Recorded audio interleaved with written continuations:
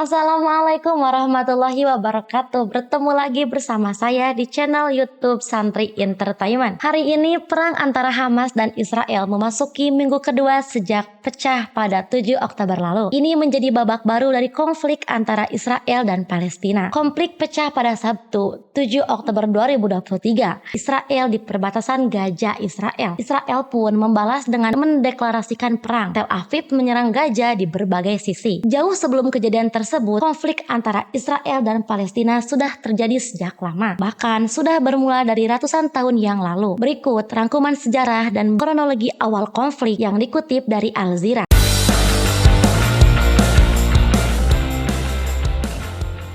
Kronologi awal konflik. Konflik ini telah terjadi lebih dari 100 tahun. Pada 2 November 1917, Menteri Luar Negeri Inggris saat itu, Arthur Balfour, menulis surat yang ditujukan kepada Lionel Walter Rothschild, seorang komunitas Yahudi Inggris. Surat ini memang singkat, hanya 67 kata. Namun, isinya memberikan dampak terhadap Palestina yang masih terasa hingga saat ini. Surat tersebut mengikat pemerintah Inggris untuk mendirikan rumah nasional bagi orang-orang Yahudi di Palestina. Memfasilitasi pencapaian tujuan ini, pemerintah Inggris untuk mendirikan rumah nasional bagi orang-orang Yahudi di Palestina dan memfasilitasi pencapaian tujuan ini, surat tersebut dikenal dengan Deklarasi Balfour. Jadi intinya kekuatan Eropa menjanjikan gerakan Zionis, sebuah negara di wilayah yang 90% orang-orang di sana yaitu penduduk asli Arab Palestina. Mandat Inggris dibentuk pada 1923 dan berlangsung hingga 1948.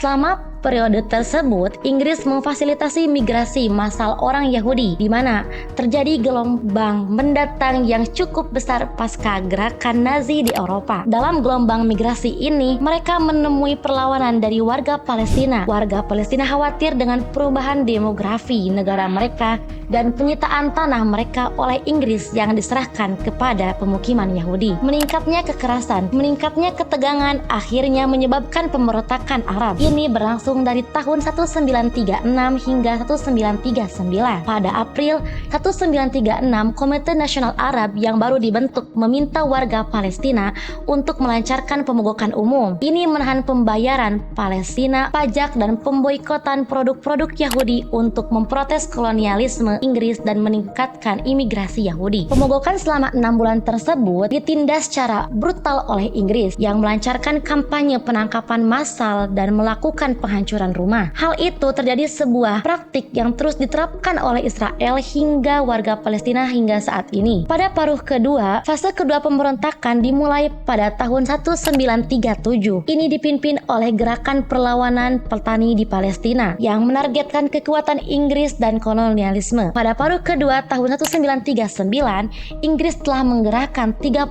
tentara di Palestina. Desa-desa dibom melalui udara, jam malam diberlakukan, rumah-rumah dihancurkan, dan penahanan administratif serta pembunuhan massal yang tersebar luas. Bersamaan dengan itu, Inggris berkolaborasi dengan komunitas pemukiman Yahudi membentuk kelompok bersenjata yaitu pasukan kontra pemberontakan yang terdiri dari para pejuang Yahudi yang bernama Pasukan Malam Khusus yang dipimpin oleh Inggris. Di dalam Yishub, komunitas pemukim pranegara, senjata diimpor secara diam-diam, pabrik senjata didirikan untuk memperluas Haganah para militer Yahudi yang kemudian menjadi inti dari tentara Israel. Dalam 3 tahun pemberontakan tersebut, 5.000 warga Palestina terbunuh, sebanyak 15.000 hingga 20.000 orang terluka, dan 5.600 orang dipenjarakan. Resolusi PBB. Pada tahun 1947, populasi Yahudi telah membengkak menjadi 33% di Palestina. Namun mereka hanya memiliki 6% lahan. Perserikatan Bangsa-Bangsa atau disebut dengan PBB kemudian mengadopsi Resolusi 181 yang menyuruhkan pembagian Palestina menjadi negara Arab dan menjadi negara Yahudi. Palestina menolak rencana ini karena rencana tersebut memberikan sekitar 56% wilayah Palestina kepada negara Yahudi, termasuk sebagian besar wilayah pesisir yang subur. Pada saat itu, warga Palestina memiliki 94% wilayah bersejarah dan mencakup 67% populasinya. Peristiwa Nakba. Sebelum mandat kekuasaan Inggris berakhir pada 14 Mei 1948, para militer Israel sudah melalui operasi militer. Ini menghancurkan kota kota-kota dan desa-desa Palestina guna memperluas perbatasan Israel yang akan lahir. Pada April 1948, lebih dari 100 pria, wanita, anak-anak Palestina dibunuh di desa Deir Yassin di pinggiran Yerusalem. Hal ini menentukan jalannya operasi selanjutnya, dan tahun 1947 hingga 1949 lebih dari 500 desa, kota kecil dan besar di Palestina dihancurkan dalam apa yang oleh orang Palestina disebut sebagai Nakba atau bencana dalam bahasa Arab. Diperkirakan 15.000 warga Palestina terbunuh, termasuk dalam puluhan pembantaian. Insiden ini juga membentuk gerakan Zionis menguasai 78%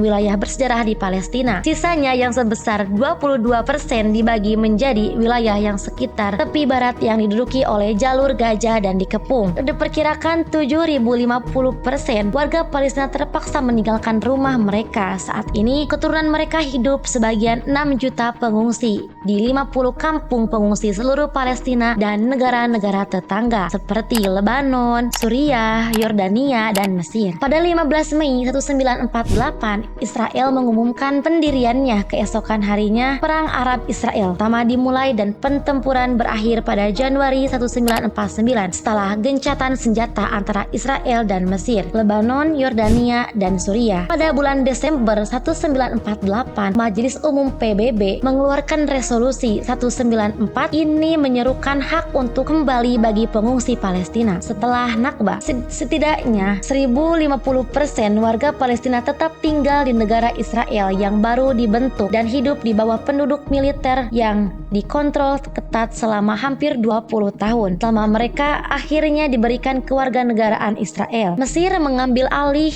jalur Gaza pada tahun 1950. Yordania memulai pemerintahan administratifnya atas tepi barat. Pada tahun 1964, Organisasi Pembebasan Palestina yaitu PLO dibentuk dan setahun kemudian partai politik Fatah didirikan. Perang 6 hari. Pada 5 Juni 1967, Israel menduduki sisa wilayah bersejarah di Palestina, termasuk jalur Gaza dan tepi barat, Yerusalem Timur, daratan tinggi Golan, Suriah, dan semenanjung Sinar Mesir. Selama 6 hari melawan koalisi tentara Arab bagi sebagian Palestina, hal ini menyebabkan perpindahan paksa kedua atau Naksa yang berarti kemunduran dalam bahasa Arabnya. Pada Desember 1967, Front Populer Marxist-Leninis untuk membebaskan Palestina dibentuk. Selama dekade berikutnya, serangkaian serangan dan pembajakan pesawat oleh kelompok sayap kiri menarik perhatian dunia terhadap penderitaan rakyat Palestina. Pembangunan pemukiman dimulai di tepi barat di jalur Gaza. Sistem kedua tingkat diciptakan di mana pemukiman Yahudi diberikan semua hak dan keistimewaan sebagai warga negara Israel, sedangkan warga Palestina harus hidup di bawah penduduk militer yang mendiskriminasi mereka dan melarang segala ekspresi bentuk politik atau sipil. Intifada pertama. Intifada atau berarti perlawanan dalam bahasa Arabnya dilakukan Palestina pertama di jalur Gaza pada Desember 1987. Ini terjadi setelah 4 warga Palestina tewas ketika sebuah truk Israel bertabrakan dengan 2 van yang membawa pekerja Palestina. Protes penyebaran dengan cepat ke tepi barat dengan pemuda Palestina melemparkan batu ke tank tentara Israel. Hal ini juga menyebabkan berdirinya gerakan Hamas, sebuah cabang dari Ikhwanul Muslimin yang terlibat dalam perlawanan bersenjata melawan penduduk Israel. Respon keras tentara Israel dirangkum dalam kebijakan patah tulang mereka yang diajukan oleh Menteri Pertahanan saat itu, Yitzhak Rabin. Aksi ini mencakup pembunuhan mendadak, penutupan universitas, deportasi aktivis, dan penghancuran rumah. Intifada terutama dilakukan oleh kaum muda yang diserahkan oleh Kepemimpinan Nasional Terpadu Pemberontakan, sebuah koalisi faksi politik Palestina yang berkomitmen untuk mengakhiri pendudukan Israel dan pembangunan kemerdekaan Palestina. Intifada ditandai dengan mobilisasi rakyat, protes massal, pembangkangan sipil, pemogokan yang terorganisir dengan baik, dan kerjasama komunal. Menurut organisasi hak asasi manusia Israel, BT Selem, 1070